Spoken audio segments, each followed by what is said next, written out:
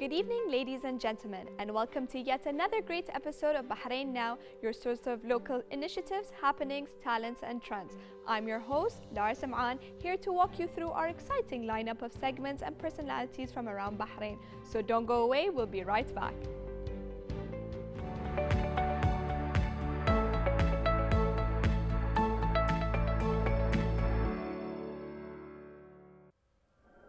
Accents is a Bahrain-based brand that curates beautifully crafted pieces from around the world to accent your home. Fall Favorites was Accent's first pop-up that took place in Al Ali Mall and created a buzz in the area and on social media. Local brands and entrepreneurs came together to make the event a success. Let's watch the following report by Walid Al-Balushi.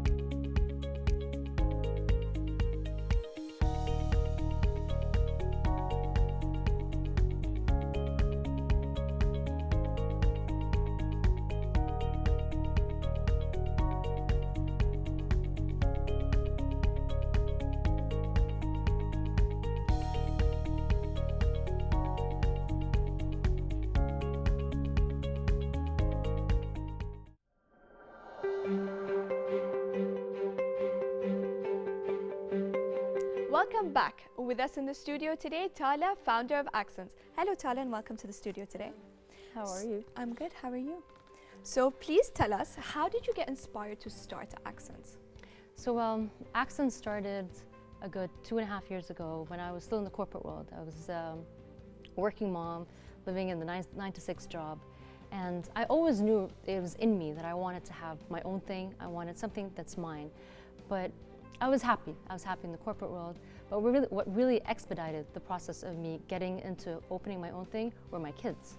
I felt like the more they were growing, the more I was missing a lot of memories happening. And watching them grow up, of course, because you're at work every day. So I felt like it was a good time to say, all right, I need to pull the plug and start my own thing. Now, it wasn't really an easy decision, coming from 12 years in the corporate world, working with a company that was very well established, representing brands that are so well known, to someone that is completely new, a homegrown business starting off in it must have been very scary. It is, and I mean, now I laugh about it. I mean, it's been 2 years plus that I've been working on Accents, but I mean, and I still face this to date. But right now, even if I go into a meeting or I call people for a business meeting or something, so I start off with, "Hi, this is Tala from Accents," and more often than not, the response is, "Accent who?" So that was very different. I still find that it's difficult coming from walking in. Everybody knows the brand, even if they don't know me, they know the company that I work with, the brands that I represent.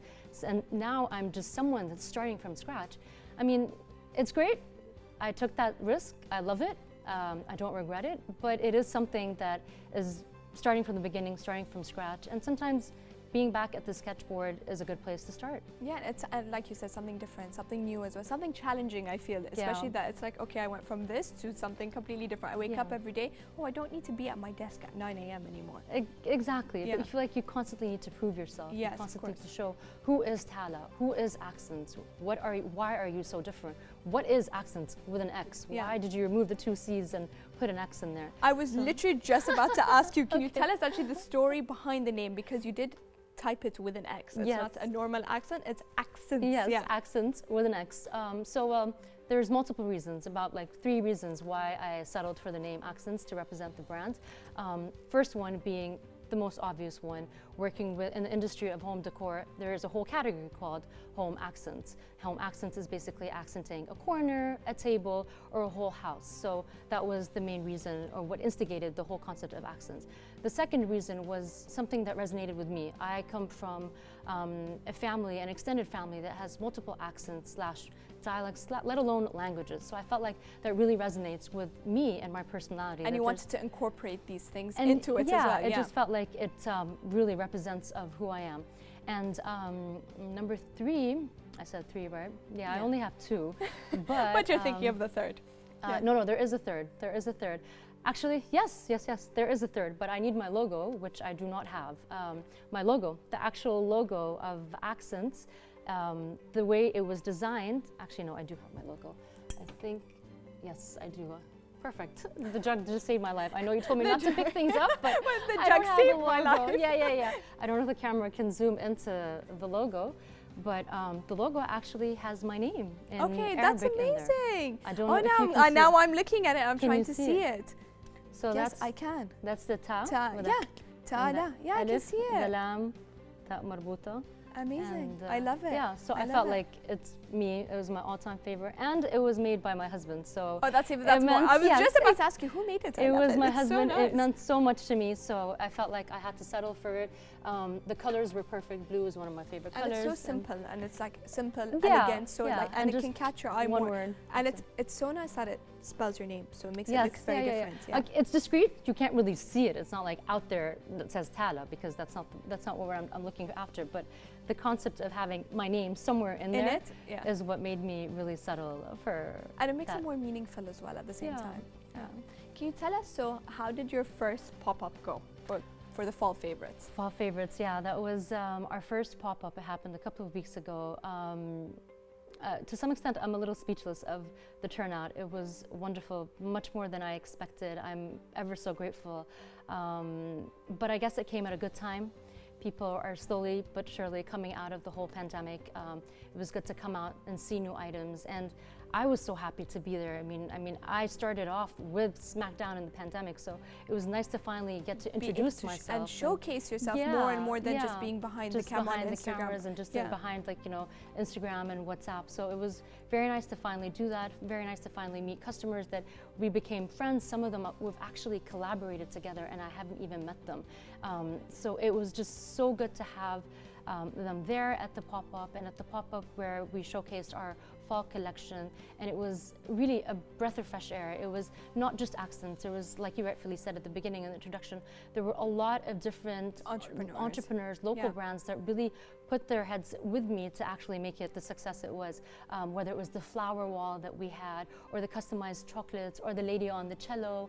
The displays that we used was actually made out of paper and acrylic. Yes, I saw them. They were beautiful. They were so beautiful. Yeah, they were different. It was a risk that I was taking, But and the lady different. that does them was willing to take the risk with me.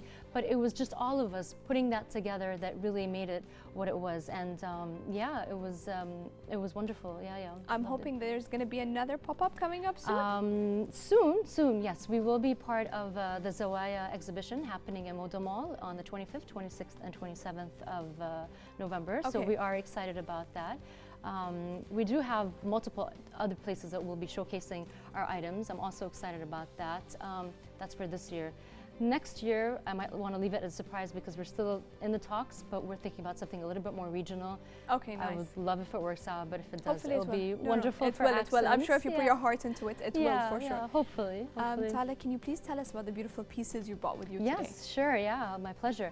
So, well, I'm going to start off with the jug that saved my life today. The one with the logo. The one with the logo. I actually didn't think of bringing something that has my logo. So this jug actually tells a story in itself.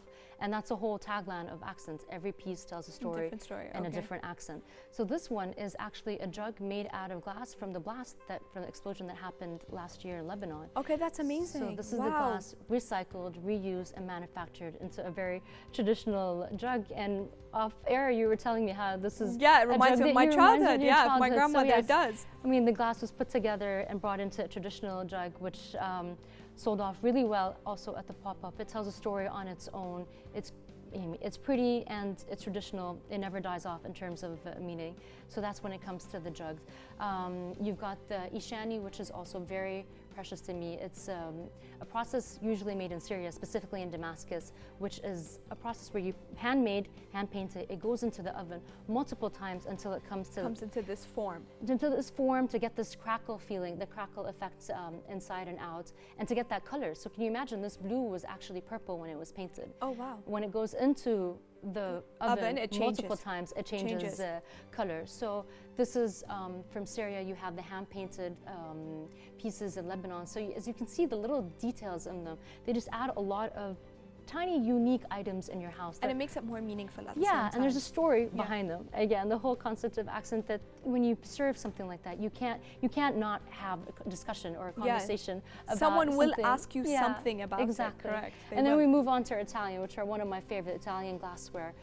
We just launched the Under the Sea collection, where there's the corals and there's the fish inside a cup. But again, imagine serving this so unique to your customer, to your customers, to your guests. It's just a conversation starter. It's not something that you can let go. And I mean, and the squirrel and the tail. So it's just something that you can really talk about. These bowls were a huge hit at the pop-up. Actually, they sold out in the first hour. Amazing. They're made in Kenya. They're handmade, hand-painted in Kenya. So as you can see, there's like little from different parts of the world. The pillowcase is actually from Jordan. It's a foundation that empowers women in refugee camps. That they're the one that does the embroidery. They're the one that does all the artwork. So it's a different way of helping, supporting different artwork, different art pieces, and it's just little nice fun items. I love that you bring something different, completely different from around the world. Do you get what I mean? Like you have from Lebanon, then from Italy, then from Jordan, from Kenya. Like you have all different types of items from everywhere. And like you said, because it has a story behind each piece, it makes it even more special and unique. So when you buy it and you feel like you want to explain to people. You wanted to ask me about my mug? I mean, just like this. I mean, this one is a mug. I mean, a lot of my customers ask me, is this only for water or can I put tea? It's like, by all means, enjoy your tea, enjoy your coffee. You can enjoy everything. So imagine serving it to somebody and there's tea inside and they're like, is this cactus gonna break inside or is it safe? So it's just about these little fun things. And even these ishani, there's like the Arabic words on them.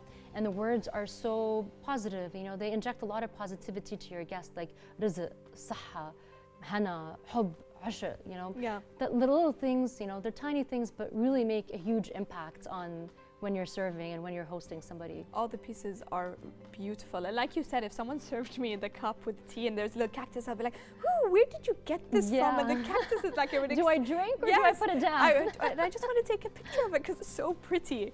I love the idea and the concept behind it all, like because it has a story and it's so meaningful.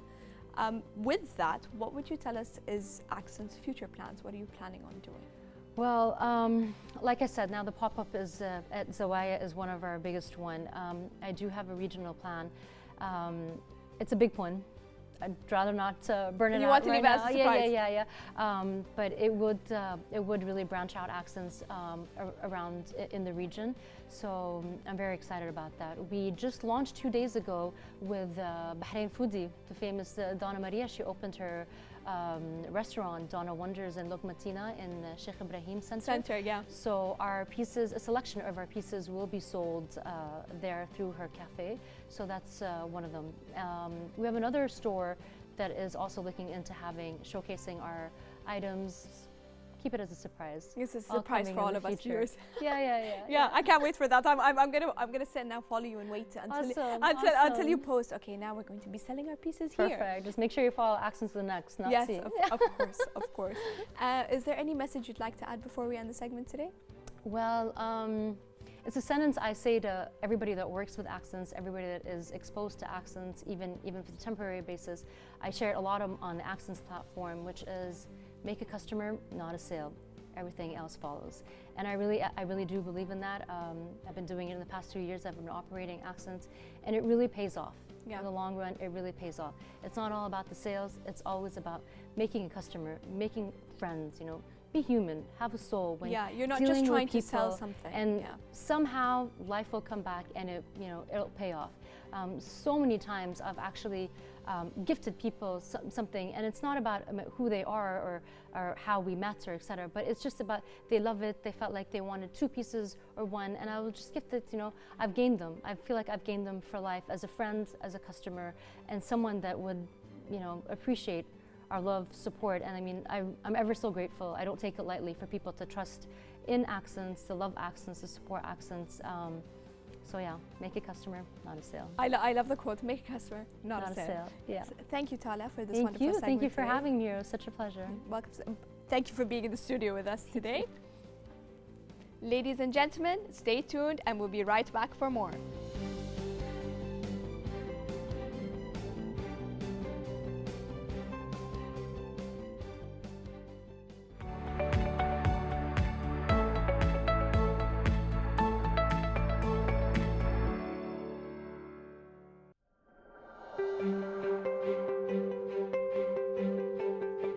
We have Kavita, who recently conducted a block printing workshop in the Art Center with an 800-year-old printing skill. Hello, Kavita, and welcome to the studio Hi, today. thank you so much.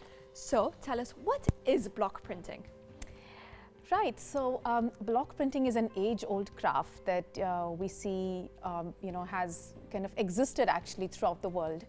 I particularly work with Indian artisans. I'm basically an architect who works with the heritage conservation and crafts and culture. And so I have kind of looked into the block printing aspect. And block printing is a very old textile art that existed in different parts of India. Interestingly, the whole art does not use any machines. It's basically an expression of, the non-mechanistic evolution of society, where we have the sustainability factor. We are supporting rural craft, and we are obviously coming up with unique designs. Different designs. And yes, initially they were supported by the royalty back in India, and they had varied, patterns, and each pattern would speak a particular culture. So if it was, and they were very delicate as well, the delicate patterns that they used to use. Yes, exactly. So if we had like a Sufi art, it would be more of geometric patterns and sacred geometry with focal points. And if it was a Maharaja style, you would see flowers, figures. So it brought in a lot of cultures as well together. Yeah, different cultures from, like you said, different cultures around India, I'm sure, have put in their little touch or input into the designs. Right, right. Can you tell us about the workshop that you just recently had? Yes. So the workshop that we conducted was an honor to have at this apt location. That was the Art Center by the Bahrain Authority for Culture and Antiquities. And we were celebrating the 50 years of diplomatic ties between India and Bahrain. Bahrain, yeah. And so I thought it was important to bring in the aspects of both cultures. And in the workshop, I combined, of course, we did different projects. So people did totes, and they did bags, and they did yoga mat bags, and everyone did something different, something that they felt like doing. Right. So they could choose from different projects, and we had an experiment, or it was an experiential, hour where we went back in time and we discussed how patterns and cultures and craft really affected us, and what role we are playing today to bring this. Or keep this away from dying. So it was very interesting. I mean, it was a wonderful experience. We work with natural elements, like these are hand-carved wood blocks. There is a completely hand-woven organic cotton fabric. I was just about to ask you that. What are they made out of? The designs that you guys do, what are they made out of? Right. This is a shisham wood, which is a particularly, very available wood in the northwest part of India. Okay. And it's a particular tribe that carves it. By hand, so they chisel it with their hands and everything feet. is carved by hand. Everything. There is absolutely no machine in the whole process. Amazing, amazing. Which is how we are actually preserving the cultural heritage of a place. Yeah. And so you engrave different patterns on it, and then you dip it in these pots, which are paints, which are obviously naturally organic paints, locally available material. Could be sometimes vegetable dyes as well. Okay, amazing. Yes, or non-carcinogenic paints, which is what I was using. And then we imprint them on these hand-woven organic cotton projects that we've brought together. So I love that each piece is handcrafted, so it makes it, I feel like it makes that even more unique in a different way. Yes. Because someone sits hours and hours designing something. Right. Yeah. It's like, it's like all of us have a soul, and we're all human beings, yet we're very different. Unfortunately, we've lost this element of, we've just kind of gone into this whole mass production and branding. And technology. And in the whole move very fast. And we've somehow lost this whole aspect of being very personal and conscious. And this is actually what the projects, workshops that I do talk about. So really every element has its own soul, it has its own consciousness, it really breathes, a life. And I think really this kind of craft and culture is very important for us. And I feel it's important to pass down to generations Absolutely, as well. because it's dying, and we're seeing, I work with the local crafters in Bahrain and India quite closely, and the next generation doesn't want to pick it up because it's very tedious, it's not well appreciated. So somewhere you know, I think I want to make a difference and let people know that, you know, we have a cultural heritage, a to all of responsibility. this. Exactly. Yes. Exactly. When did you start getting into the block printing? Since a little girl, when did you start feeling like, okay, I want to do this and pursue this? Right. So well, I'm basically from India, but I was born and brought up in South America, and I did my training in Germany. So I kind of, while I spent a lot of my life outside my home country, and of course now I'm in Bahrain, I picked up a lot of local culture as well, and I saw that every country, you know, as a part of the human race, really wants to preserve the local heritage.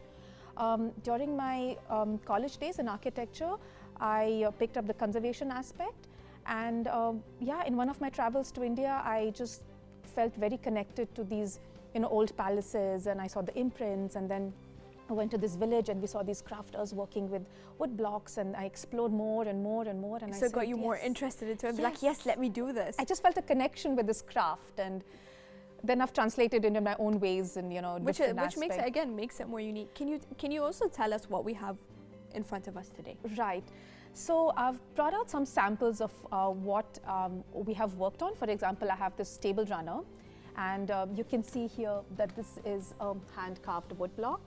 It's amazing that this is all handcrafted. Absolutely hand-carved. Delicately as well. And imprinted on this kind of organic cotton fabric. And you know, it's interesting because you have the same print at different places, but every print is unique. Yeah. So every little aspect of the craft has a story to tell. Yeah, so well, I've done different parts, like I've done flowers, which is a little bit of a Sufi style of a focal point in geometry. We've done the Maharaja style of I love paintings. the palm tree. The palm tree, I yes. love the palm tree and the It's camel. very There's a local. camel too. So that was my design. I kind of really wanted to connect to my, I would say, second homeland, which is Bahrain. And so I kind of did a lot of palm trees and camels. But I've also worked with local potters and you know, brought in these little teacups with Metham and Ali. And I've also imprinted the blocks on wet clay. Which makes it more, I feel like that makes it as well more unique. So you're not only doing the hand block printing as well, you're adding it to different elements that we have in Bahrain as well. Right, exactly. So this is how I kind of married the two cultures, the two traditions, and the crafts, and you know, so hopefully I can rack more my brains to kind of you know, create more of, you know, such things. Yeah. I love the idea, and of course I love that it's all handmade. Everything is handmade. Thank you. Which I'm sure takes a lot of time as well. Yes, it's really not easy. I think a lot of my students who've participated in the workshops say like, wow, we appreciate and we loved like hand block printed fabric, but we never knew the effort That it takes. Yeah, that exactly. I'm one of those people. I love hand block printed Right. fabrics. I love them, but I Right. never knew like how hard it is to make. Exactly. Yeah, I used to think that it wasn't all handcrafted. I used to think actually a machine makes the piece and then you guys just, Right. like we just have to do, like imprint it onto the cotton. I didn't know. Yeah. Right. No, it's interesting. Like there's different areas and different parts. Like in Bahrain, we have the Ali potters, and then we have the Bani Jamra weavers. Similarly, in India, we have like different villages in and around Jaipur, like one which crafts the wood blocks and one which does the paint or does the cotton as well. Yes. So it's very it's really empowering really rural craft, and you know, kind of bringing ahead the culture that we are supposed to carry on with, and you know, I think in some way it's a responsibility for each of us to kind of preserve the culture that we're seeing Of course, around and like pass it on to the younger generations. Exactly. Hopefully, so they carry it along throughout the years. Yeah, and we always talk about this holistic lifestyle, and we're seeing even health-wise, everybody really wants to go back to their roots, and you're looking for something beyond this whole, you know, industrialization, and you know, so I think this really speaks for that. Interestingly, none of these kind of you know, products leave a carbon footprint, so you really have absolutely no you know, chemicals that are produced Harmful. yeah, while you work with these. So it's very, you know, earthy, it's very handmade, it's very personal, and it's one of the feedbacks that I've received from you know, people that have used the products or have been a part of the workshop, you know, that they find a connection with the craft Itself. Yes. Is there anything you'd like to add before we end the segment today? Well, I think it's important as you know, I would say people of this age to I can't. I mean, I have to be honest. It's not easy to reduce the whole waste that we kind of produce Every And day. Yes, and I'd be honest. I wish I was a zero plastic user, but I'm really kind of trying that hard. But somewhere we have to add in, I believe, this aspect of art with a purpose, or a craft follows culture, because this really, will take us all ahead in the direction that, leaving a legacy for the next generation, and inspire, the younger ones, that are still kind of growing up and imbibing these holistic aspects in their life. So yeah, I think a part of the cultural heritage we have, it is very important, and I really appreciate the work that Baka is doing in Bahrain in lines with that. And yeah. It's amazing. It's amazing. Thank you, Kavita. Hopefully I'll be joining one of your workshops, I'd because love now to I see want to you. start doing this. I'd love that. I will see you for sure. Thank you for Thank you this beautiful so much. segment. Take care. Viewers, don't go away. We'll be right back.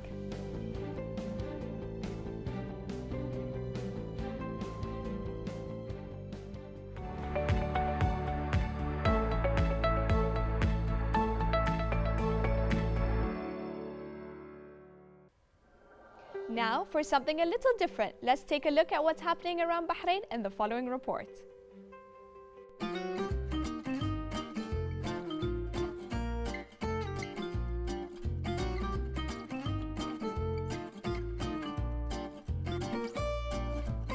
The French Embassy in Bahrain, in partnership with Al Areen Palace and Spa and Vatel Bahrain, celebrated the 6th edition of Go to France, which focused on the gastronomy of tomorrow.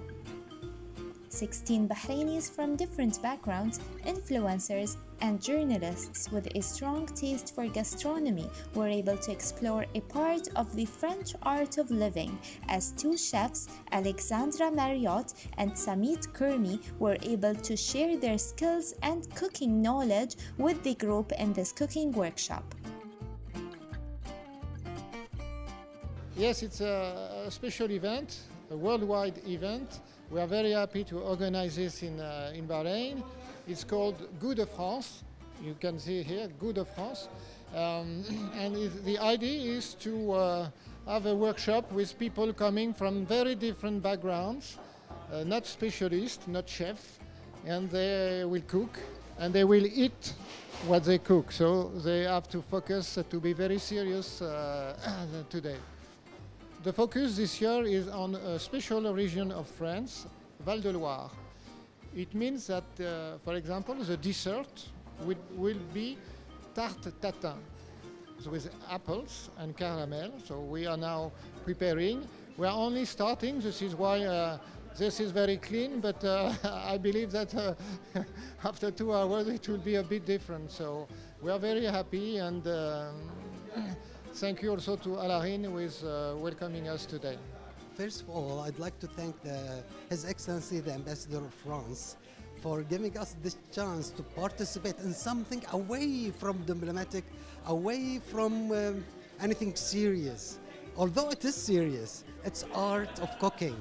And this art of cooking, it's not a matter of cooking, it's a matter of gathering, working as a team to make one small piece of meat.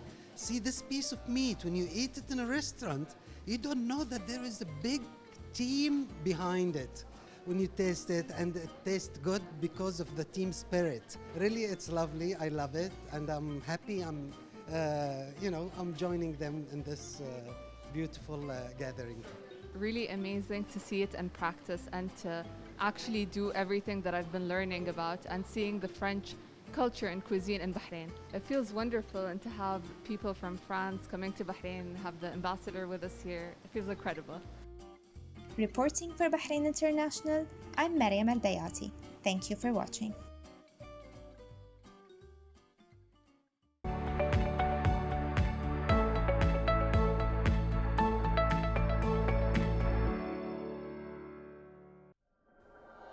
Well, ladies and gentlemen, we've made it to the finish line. A huge thank you to all of our guests for joining us tonight, and another huge thank you to all of you watching us at home. As always, be sure to reach out to us on our social media accounts shown below. We love hearing from you. This was Lara Sam'an. Until next time, good night and God bless.